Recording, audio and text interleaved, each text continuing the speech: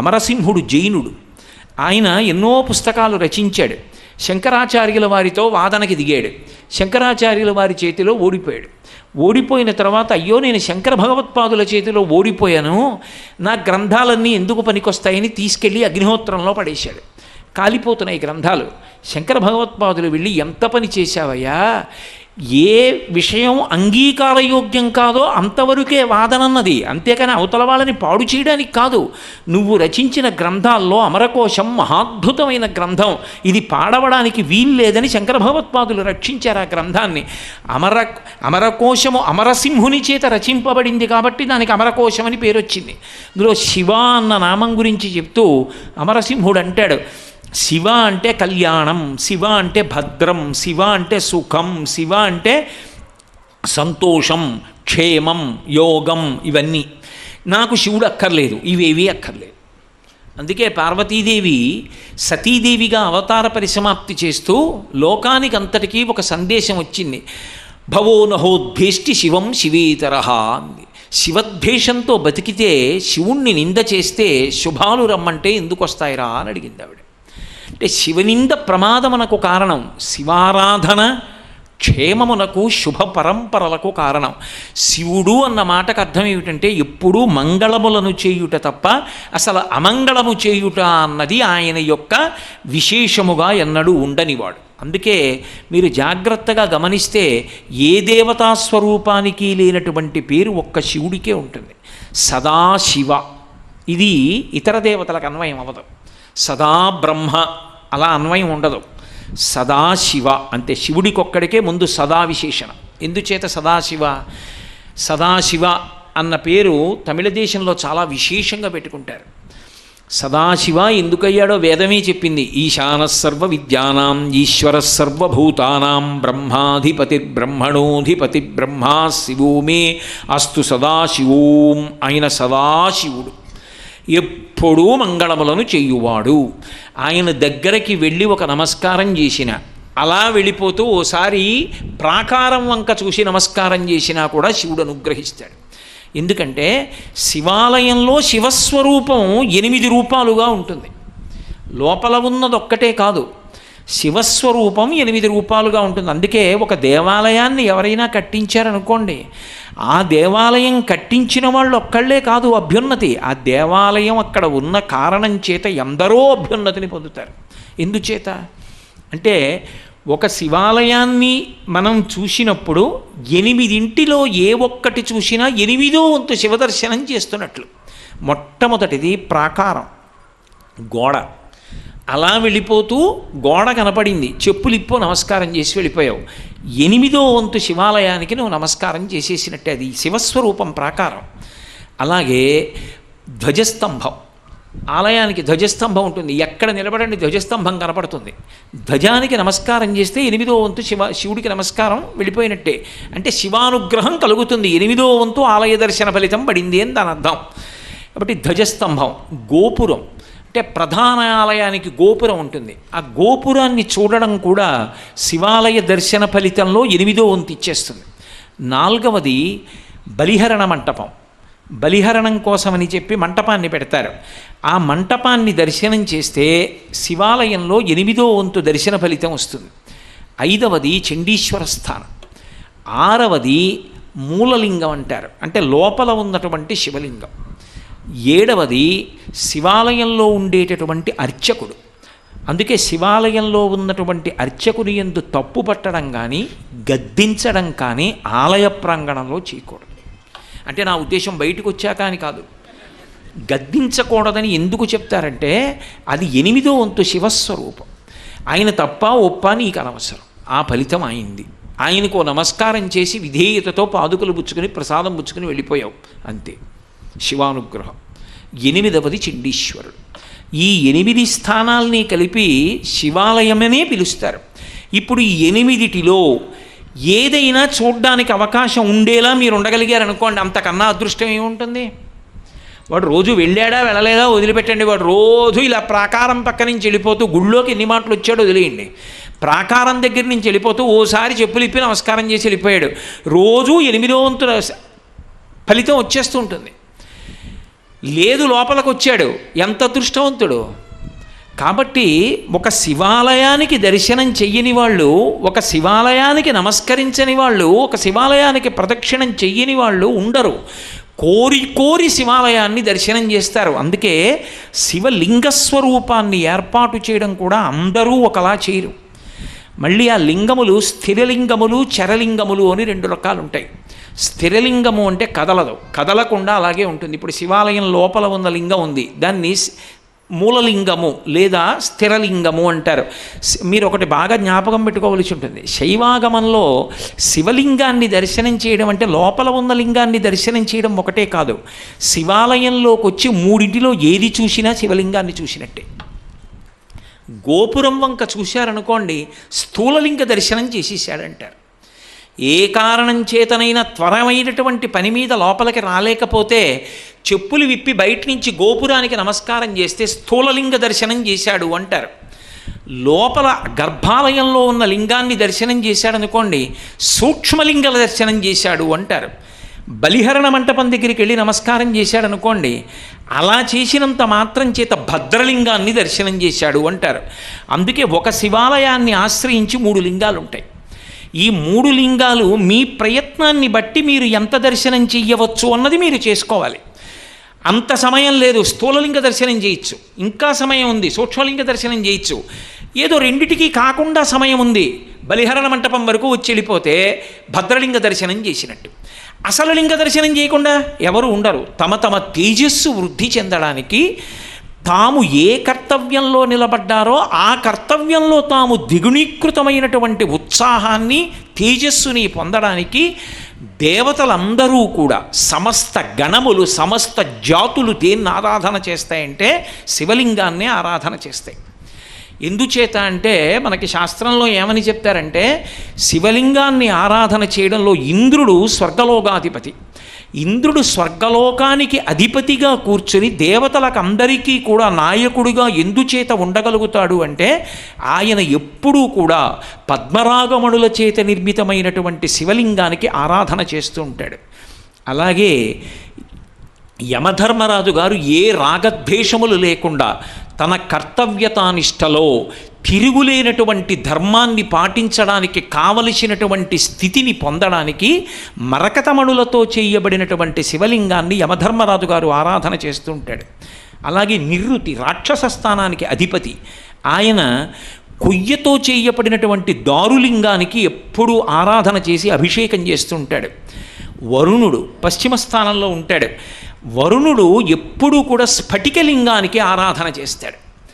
అలాగే వాయువు నిరంతరము ఇత్తడితో చేయబడినటువంటి శివలింగానికి ఆరాధన చేస్తాడు. అందుకే ప్రాణశక్తిగా నిలబడగలిగినటువంటి స్థితి వాయువు కబ్బింది.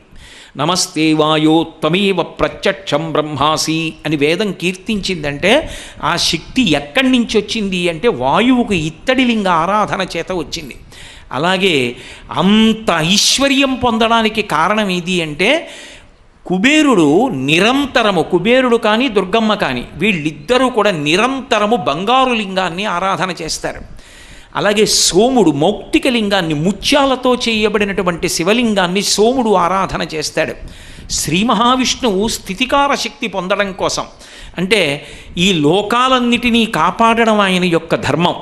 అలాగే ధర్మాన్ని నిలబెట్టడం, అధర్మం యొక్క పీచ మణచడం, దీనికి కావలసిన శక్తిని పొందడం కోసమని చెప్పి ఇంద్రనీలమణులతో చేయబడినటువంటి శివలింగాన్ని శ్రీ మహావిష్ణువు ఆరాధన చేస్తూ ఉంటారు. అందులో ఆశ్చర్యమేం లేదు. మహాభారతంలో పాశుపతాస్త్రం కోసం అర్జునుడిని శ్రీకృష్ణ భగవానుడు కైలాస పర్వతం మీదకి తీసుకెళ్ళలేదు. కాబట్టి విష్ణువు ఇంద్రనీలమణులతో చేయబడినటువంటి శివలింగాన్ని ఆరాధన చేస్తారు. అలాగే ఆదిత్యులు రాగితో చేయబడినటువంటి శివలింగాన్ని ఆరాధన చేస్తారు. అశ్విని దేవతలు మట్టితో తయారు చేయబడిన శివలింగాన్ని ఆరాధన చేస్తారు. ఎందుకంటే వాళ్ళు దేవతలు, దేవతలకి వైద్యులు. దేవతలకి వైద్యులైన కారణం చేత వాళ్ళకి ఎప్పుడూ కూడా అవతల వారిలో ఉండేటటువంటి రుగ్మతని కనిపెట్టి దానికి తగిన ఔషధాన్ని ఇవ్వగలిగినటువంటి శక్తి ప్రచోదనం కావాలి. అలా ప్రచోదనం కావాలి అంటే అశ్విని దేవతలు పృథివీలింగాన్ని ఆరాధన చేస్తారు, మట్టితో చేసిన శివలింగాన్ని ఆరాధన చేస్తారు. విశ్వే దేవతలు పాదరసంతో తయారు చేయబడినటువంటి శివలింగాన్ని ఆరాధన చేస్తారు. వసువులు పాదరసంతో తయారు చేయబడిన శివలింగాన్ని ఆరాధన చేస్తారు. అలాగే విశ్వేదేవతలు వెండితో తయారు చేయబడిన శివలింగాన్ని ఆరాధన చేస్తారు. గోమయంతో చేసినటువంటి శివలింగాన్ని శ్రీ మహాలక్ష్మి మరియు సుబ్రహ్మణ్యుడు వీళ్ళిద్దరూ ఆరాధన చేస్తారు. అలాగే రత్నంతో తయారు చేయబడిన శివలింగాన్ని సరస్వతీదేవి ఆరాధన చేస్తుంటుంది నిరంతరం. అందుకే రత్నలింగానికి పూజ చేసేవాళ్ళు, రత్నలింగానికి ఆరాధన చేసేవాళ్ళు విశేషమైన సరస్వతీ కటాక్షాన్ని పొందుతారు. రత్నలింగానికి సరస్వతీదేవి ఆరాధన చేస్తుంది. మంత్రములన్నీ కూడా ఆజ్యముతో చేయబడిన శివలింగానికి నిరంతరము అభిషేకం చేస్తుంటాయి. మంత్రమునకు శక్తి ఉంటుంది. మననాత్ త్రాయతే ఇది మంత్ర. దాన్ని మననం చేస్తే మంత్రములో ఉండేటటువంటి బీజాక్షరముల యొక్క విస్ఫోటనము చేత రక్షణ శక్తి లోపల పెరుగుతుంది. అందుకు కదా మంత్రాల్ని జపం చేయడం. అలా మంత్రములు జపం చేసినంత మాత్రం చేత ఎవరు జపం చేశారో వాళ్ళని రక్షించగలిగిన శక్తి విస్ఫోటన రూపంలో లోపల పొందాలి అంటే అవి ఆజ్యముతో చేయబడినటువంటి శివలింగాన్ని ఆరాధన చేస్తూ ఉంటాయి. అలాగే వేదములు దధితో తయారు చేయబడినటువంటి శివలింగాన్ని ఎప్పుడూ ఆరాధన చేస్తాయి. అందుకే ప్రమాణవాక్కులై అలా నిలబడున్నాయి అంత శక్తితో. మునులు కుశాగ్రములతో తయారు చేయబడినటువంటి శివలింగాన్ని ఆరాధన చేస్తారు. రాక్షసులు ఇనుముతో తయారు చేయబడినటువంటి శివలింగాన్ని ఆరాధన చేస్తారు. పిశాచములు సీసంతో తయారు చేయబడినటువంటి శివలింగాన్ని ఆరాధన చేస్తాయి. నాగులు ప్రవాళమణులతో తయారు చేయబడిన శివలింగాన్ని ఆరాధన చేస్తాయి. మనోన్మణి గంధంతో తయారు చేయబడిన శివలింగాన్ని ఆరాధన చేస్తాడు. ఇప్పుడు నేను మళ్ళీ ఇవన్నీ ఇలా ఎందుకు చేస్తాయి, ఏ మణిని ఏ పదార్థాన్ని ఆరాధన చేస్తే ఏ శక్తులు వాళ్ళల్లోకి ఎలా వెడతాయి, ఇవన్నీ చెప్పడానికి ఎన్నాళ్ళు పడుతుంది.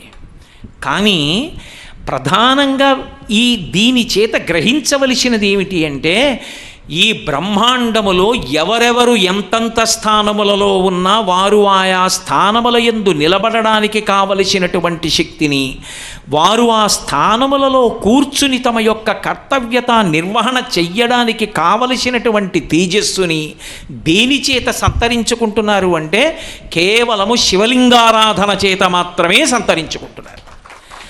అందుకే శివలింగమునకు అంత శక్తి, శివలింగ దర్శనం అంత శక్తి, శివలింగారాధనము అంత శక్తి.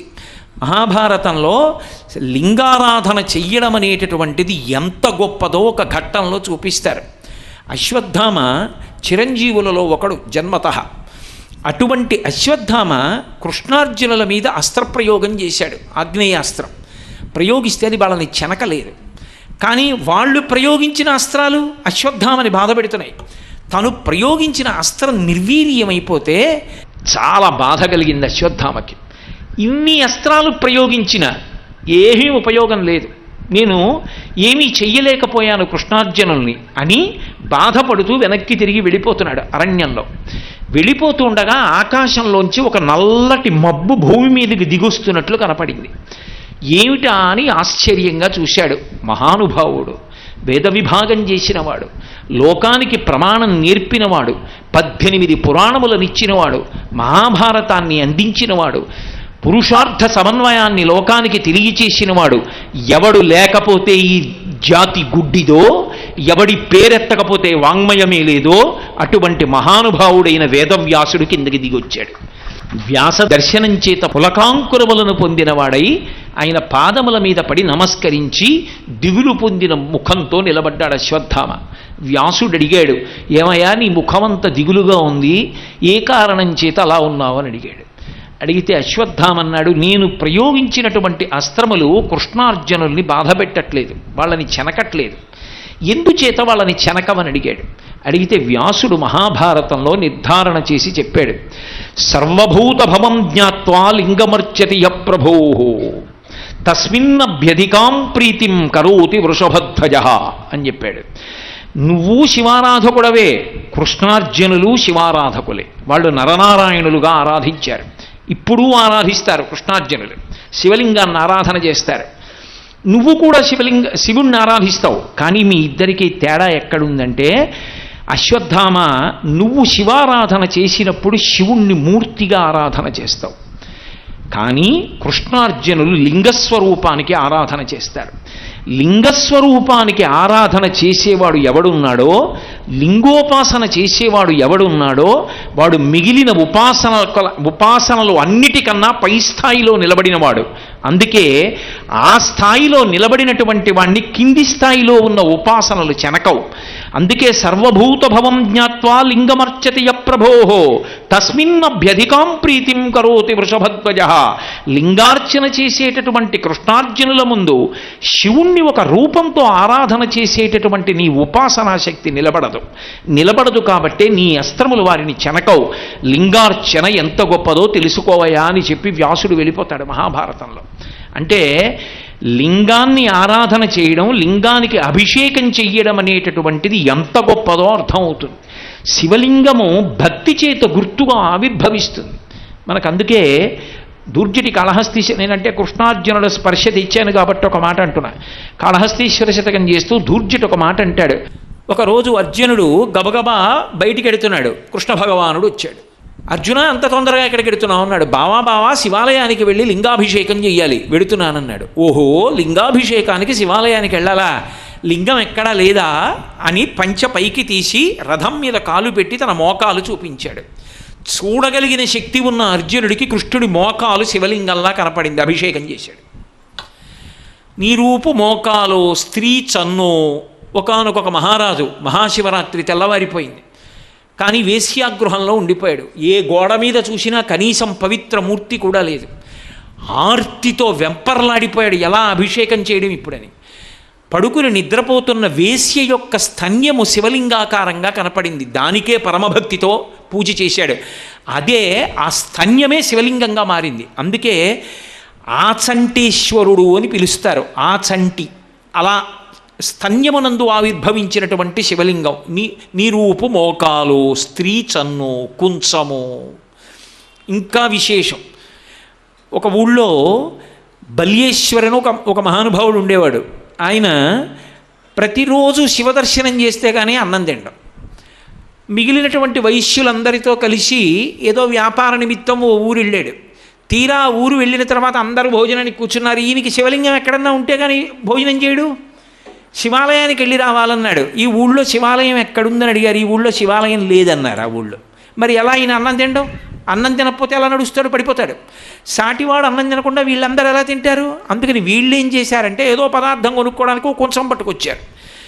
ఈయన్ని ఉండవయా, మేము అలా వెళ్ళొద్దాం, అక్కడేదో ఉందన్నారు శివాలయం, రా అని తీసుకెళ్ళి ఆయన అటు ఇటు తిప్పుతూ ఈలోగా గబగబా 4 కర్రలేసి దాని మీద 4 ఆకులేసి ఓ కొంచెం ఒకటి బోరులించి మట్టితో కప్పేసి పైభాగం ఒకటి కనపడేటట్టుగా పెట్టి చుట్టూ పువ్వులు వేసేశారు. అయ్యో అంతా వెతికాం కానీ ఇదిగో ఇక్కడే ఉందిటయా శివలింగం, రా అని తీసుకెళ్ళారు. ఆ పందిట్లోకి వెళ్ళి చూశాడు. కుంచం యొక్క పైభాగం శివలింగంలా కనపడింది.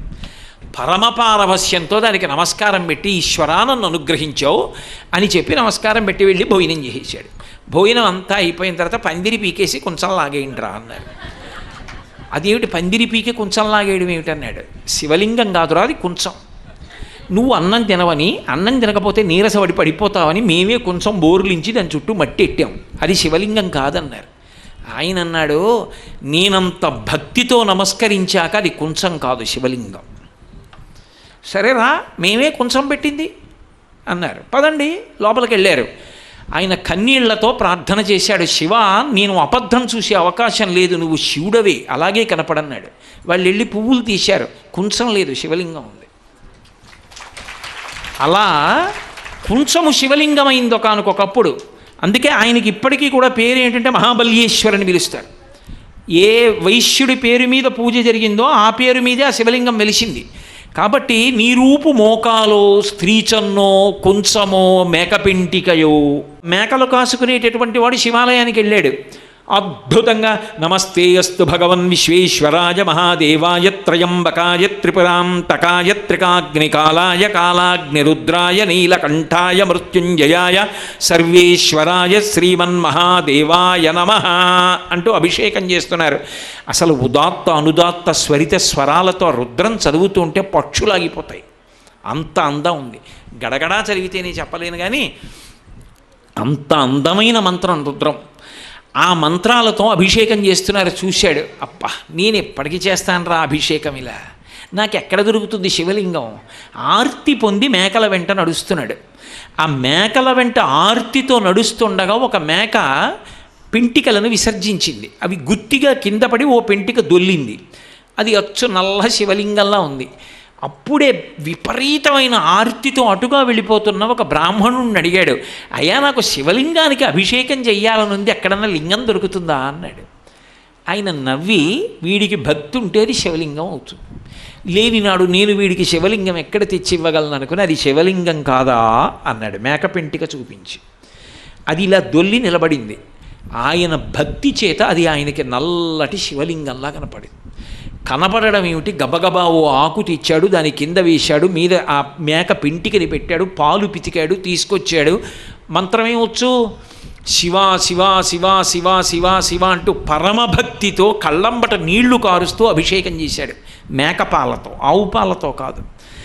కానీ ఆయన భక్తికి కాటము అంటే మేక యొక్క లద్దె, అందులోంచి వచ్చినటువంటి ఒక చిన్న పెంటిక ఆయన భక్తికి శివలింగంగా మారిపోయింది. కాటము నుండి వచ్చాడు కాబట్టి కాటేశ్వరుడయ్యాడు. కాటేశ్వరుడు అంటే మోటుగా ఉంటుందని కోటేశ్వరుడయ్యాడు.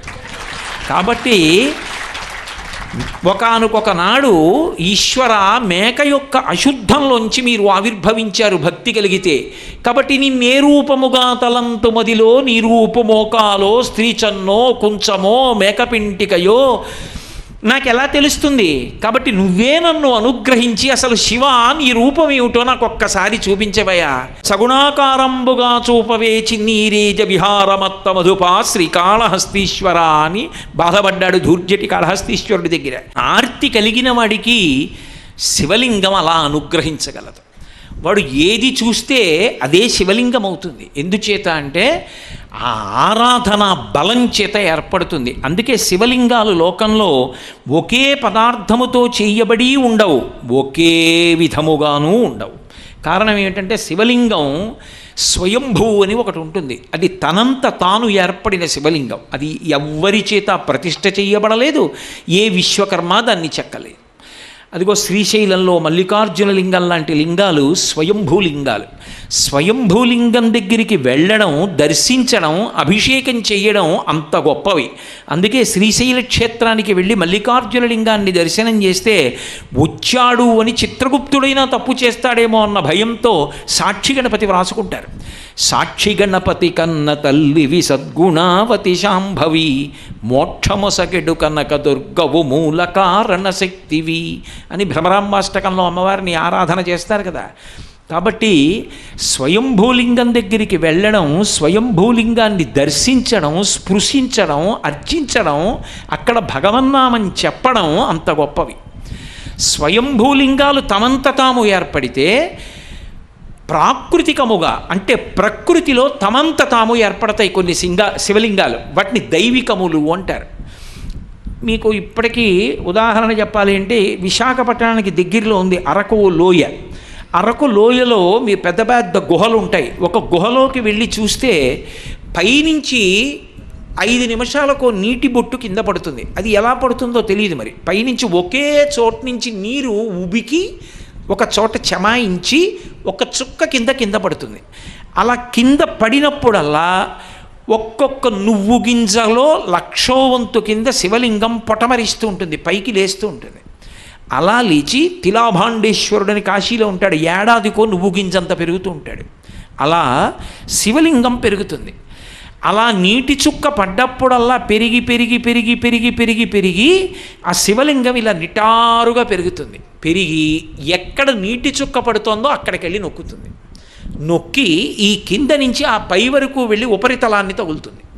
మళ్ళీ ఇంకొక చోట పెరగడం మొదలు పెడుతుంది. అవి ప్రకృతిలో స్వాభావికంగా ఏర్పడినటువంటి లింగాలు. మీరు ఇప్పటికీ అరకు లోయ వెళితే చూడొచ్చు గుహల్లో. అలా ఏర్పడిన లింగాల్ని దైవిక లింగములు అంటారు. దేవతలు ప్రతిష్ఠ చేసినటువంటి లింగాలు కొన్ని ఉంటాయి. మనకి రామేశ్వర క్షేత్రంలో రామచంద్రమూర్తి ప్రతిష్ఠ చేసినటువంటి శివలింగం ఉంది. దాన్ని రామేశ్వరలింగము అని పిలుస్తారు, రామేశ్వరుడు అని పిలుస్తారు. రామేశ్వరం చాలా ప్రసిద్ధి వహించిన క్షేత్రం. ఎందుచేత రామేశ్వరంలో అసలు రాముడి లింగ ప్రతిష్ఠ చెయ్యాలి అంటే, భయంకరమైనటువంటి పాతకము జరిగిపోతే అది పోగొట్టగలిగినది ఏది అంటే లింగ ప్రతిష్ఠ ఒక్కటే. రామచంద్రమూర్తి ఏ పాతకం చేయలేదు, ఆయన ఏ పాపము చేయలేదు. రాశీభూతమైనటువంటి ధర్మము రాముడంటే. రామో విగ్రహవాన్ ధర్మ, ఆయనకి పాపం ఏమిటి? ఆయన ఏ నిషిద్ధ కర్మ చేశారు? అయినా లోకానికి ఒక ఆదర్శాన్ని చూపించాలనుకున్నాడు. రావణ హత్య జరిగింది. రావణ హత్య జరిగింది అంటే రావణుడు బ్రాహ్మణుడు, విశ్రవసో బ్రహ్మ యొక్క కుమారుడు. అటువంటి బ్రాహ్మణుడు తన చేతిలో చనిపోయాడు కాబట్టి బ్రహ్మహత్య జరిగింది. ఇప్పుడు బ్రహ్మహత్య పాతకం పోగొట్టుకోవాలి. నిజంగా రాముడికి పాతకం ఉందనుకుంటున్నారా? ఉండదు. అది క్షాత్రధర్మం. తప్పు చేసిన వాడిని చంపాడు. అయినా లోకానికి ఒక మార్గం చూపించాలి. అందుకే రావణ హత్యలో కేవలంగా ఒక్క రావణ హత్య కాదు, అందులో 3 హత్యలు ఉన్నాయి. అందులో రావణ హత్య, ఛాయాహత్య, అలాగే ఆయన యొక్క కీర్తి హత్య, 3 పోయాయి. ఒక్క రావణుడు చచ్చిపోయాడు అంటే 10 తలల రావణాసురుడి యొక్క శరీరం పోయింది. దానితో పాటు ఇంతమంది దిక్పాలకురిని కూడా ఓడించినటువంటి వాడు అన్న కీర్తి అక్కడతో నశించిపోయింది. అటువంటి వాడు రాముడి చేతిలో పోయింది. 3 గొప్ప వైణికుడు, గొప్ప శివార్చన దురంధరుడు. ఆయన యొక్క కళ, ఆయన యొక్క కీర్తి, ఆయనలో ఉన్నటువంటి కళాకారుడు కూడా మరణించాడు. ఈ 3 పోయాయి కాబట్టి 3 సార్లు శివలింగ ప్రతిష్ఠ చేశాడు. రామేశ్వరంలో చేశాడు, వైదీశ్వరంలో చేశాడు, పక్కనే ఉన్నటువంటి ఇంకొక క్షేత్రంలో చేశాడు.